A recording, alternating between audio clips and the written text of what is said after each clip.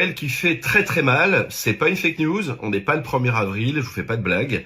Il faut savoir que donc à partir du 29 décembre, c'est officiel, ça a été inscrit par décret dans le journal officiel, eh bien les grands excès de vitesse, les plus de 50 km/h sont désormais considérés comme des délits.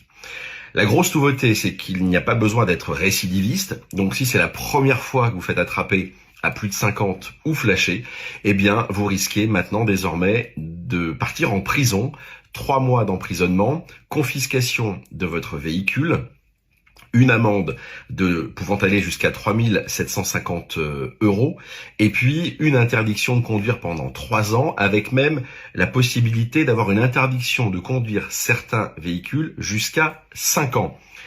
Cerise sur le gâteau, vu que c'est un délit, eh bien, votre casier judiciaire se sera inscrit dessus, donc ça va poser des problèmes, et ça peut poser des problèmes pour certaines professions qui ont besoin d'un casier judiciaire vierge.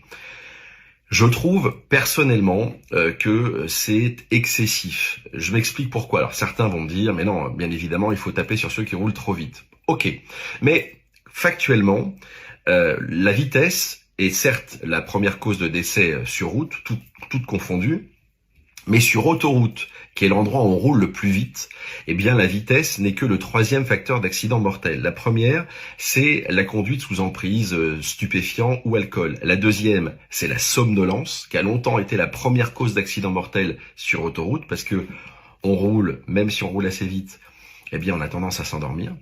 Et donc la vitesse n'est que le 3e facteur d'accident mortel sur autoroute. Ça, c'est ma première interrogation. Ma deuxième interrogation, en tant qu'usager de la route, moi, il n'y a pas très longtemps, en 2 roues, j'ai failli me foutre en l'air parce que l'état des routes était catastrophique. Et je sais pas chez vous, mais moi, autour de chez moi, les routes sont dégueulasses. Donc ça aussi, ça peut être des facteurs d'accident, voire d'accident mortel. Et là, j'ai pas l'impression qu'il se passe grand-chose.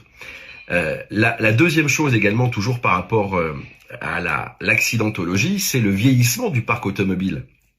J'en ai parlé souvent dans mes vidéos, c'est qu'aujourd'hui, le pouvoir d'achat des Français et le prix des voitures étant trop élevé, le parc automobile ne cesse de vieillir. Si on roule avec des voitures plus anciennes, on a des voitures qui sont moins à la pointe en termes de sécurité active et de sécurité passive. Donc là aussi, il faut peut-être se poser des questions. Mais bon, quoi qu'il en soit, ça vient de tomber. À compter du 29 décembre, les grands excès de vitesse, les plus de 50 km/h, sont désormais des délits. Donc vraiment, soyez très vigilants par rapport à ça. Le conseil que je vous donne, c'est bien sûr de rouler aux limitations de vitesse. Je vous souhaite malgré tout de bonnes fêtes et restez très prudents si vous prenez la route pour aller voir vos familles ou pour rentrer à la maison. Je vous embrasse.